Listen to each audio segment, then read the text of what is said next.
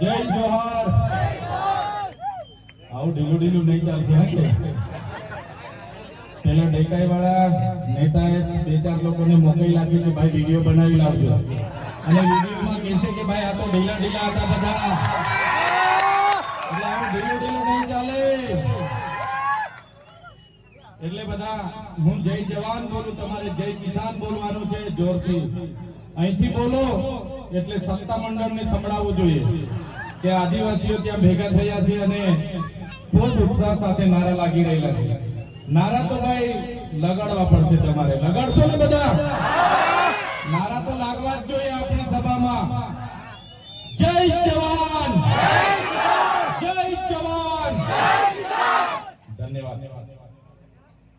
આજની આ સભામાં મારી સાથે મંચસ્થ ઉપસ્થિત છોટાઉદેપુર લોકસભાના પ્રભારી એવા મુકેશભાઈ બારિયા, નર્મદા જિલ્લા આમ આદમી પાર્ટીના પ્રમુખ એવા નિરંજનભાઈ વસાવા, સાથે જનરલ સેક્રેટરી એવા વિક્રમભાઈ તડવી, સાથે ઉપપ્રમુખ આશીષભાઈ, ગિરિરાજભાઈ અને મંચસ્થ ઉપસ્થિત તમામ વડીલો, માતાઓ, બહેનો અને મારી સામે ઉપસ્થિત થયેલા હજારોની સંખ્યામાં મારા પિતા સમાન મારા વડીલો, સંતો, મહંતો, આગેવાનો, મારી માતા તુલ્ય મારી માતાઓ, મારા યુવાન સાથી મિત્રો, બધાને ચૈતર વસાવાના જોહાર કરું છું. સૌને મારા નમન કરું છું. હમણાં થોડા દિવસથી હું મીડિયામાં જોઉં છું, લોકસભાના સદનમાં જે મનરેગા હતી એ મનરેગા યોજનાનું નામ બદલી કાઢવામાં આવ્યું છે. જાણો છો ને બધા? આ ભાજપની સરકારે એમણે કરેલા કૌભાંડોને છુપાવવા માટે, એમના નેતાઓએ કરેલા ભ્રષ્ટાચારને છુપાવવા માટે મનરેગા યોજનાનું નામ બદલવા માટે એક બિલ મંજૂર કર્યું અને બિલ લોકસભાના સદનમાં પાસ કરવામાં આવ્યું છે. ત્યારે આ ભાજપની સરકારને અમે આ મંચ પરથી કહેવા માંગીએ છીએ, મનરેગાનું નામ બદલવાથી તમારા બધા કૌભાંડો અમે ભૂલવાના નથી, એ ભ્રષ્ટાચારીઓને અમે છોડવાના નથી. આ નામ બદલનારી આ સરકાર તમે જોઈ લો, મનરેગાનું નામ જી રામજી, ભગવાન રામના નામે નાખ્યું. જી રામજી, અમારા વડીલો, અમારા સંતો, અમારા મહંતોએ અમને કીધું રામજી તો આપણા હૈયે વસે છે, છતાં ભાજપની સરકાર ભગવાન રામને પણ એમના કૌભાંડો છુપાવવા માટે ઉપયોગ કરે છે. એ સરકારને હવે આપણે શું બોલવાનું? આપણે મનરેગાના કૌભાંડ, મનરેગાના ભ્રષ્ટાચાર આવું બોલતા હતા. હવે એવું ના બોલે, કેમ કે ભાજપ વાળાને શરમ આવે, એટલે હવે જી રામજી નામ રાખ્યું, એટલે હવે આપણાથી જી રામજીના કૌભાંડ એવું બોલાય? ના બોલાય. જી રામજીના કૌભાંડ આપણાથી બોલાય? ના બોલાય. જી રામજીના ભ્રષ્ટાચારીઓ આપણાથી બોલાય? ના બોલાય.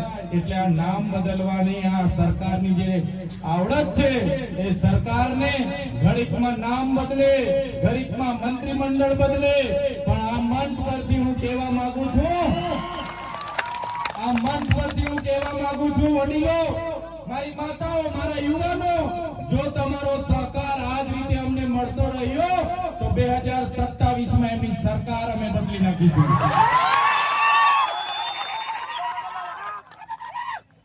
આપણા વડીલોએ કીધું છે ને, ભેંસ ઓછું દૂધ આપે એટલે એનો કિલો બદલવાથી દૂધ વધતું, ભેંસ ઓછું દૂધ આપે એના કિલા બદલીએ તો દૂધ વધતું. એટલે આપણે બેસક બદલી નાખવી પડે ને. એટલે આ સરકારને પણ આપણે કહેવાનું છે, તમારા કૌભાંડો, તમારી નિષ્ફળતાઓ છુપાવવા માટે તમે મંત્રીમંડળ બદલો છો. એ મંત્રીમંડળ નવું આવ્યું, એમાં પણ કઈ હવા છે નથી. એટલે 2027માં અમે સરકાર બદલી પાડવાના છે. અહીંયા બેઠેલા લોકોને ખબર છે, આગળ આ લોકોએ કીધું એમ, અગ્નિવીર, જ્ઞાન સહાયક, એક પેડ માગે નામ, આત્મનિર્ભર બનો, સ્વદેશી અપનાવો, ભલભલા નવા નામો લાવીને આવે છે આ સરકાર. રથયાત્રાઓ કાઢે છે, ત્યારે આજે આપણા વિસ્તારની હાલતની વાત કરું તમને, અહીંયા બેઠેલા કેટલાય વડીલો એવા છે એમની પોતાની જમીનો આ નર્મદા ડેમમાં ગઈ છે.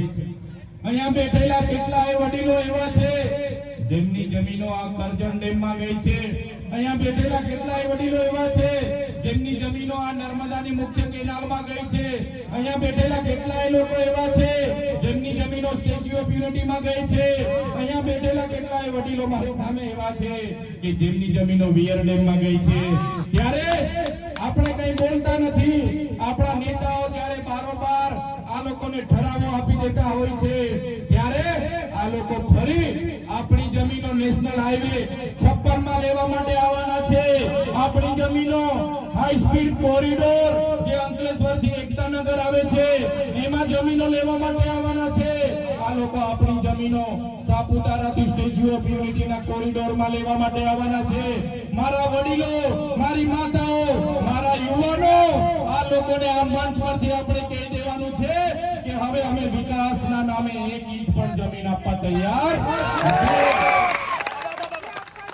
અમે આટલી મોટી જમીનો આપીએ, અમારા ગામો ઉઠી ગયા, અમારો પરિવાર વિખરાઈ ગયો, અમારો સમાજ, અમારી સંસ્કૃતિ, અમારી પ્રકૃતિથી અમે છિન્ન ભિન્ન થઈ ગયા.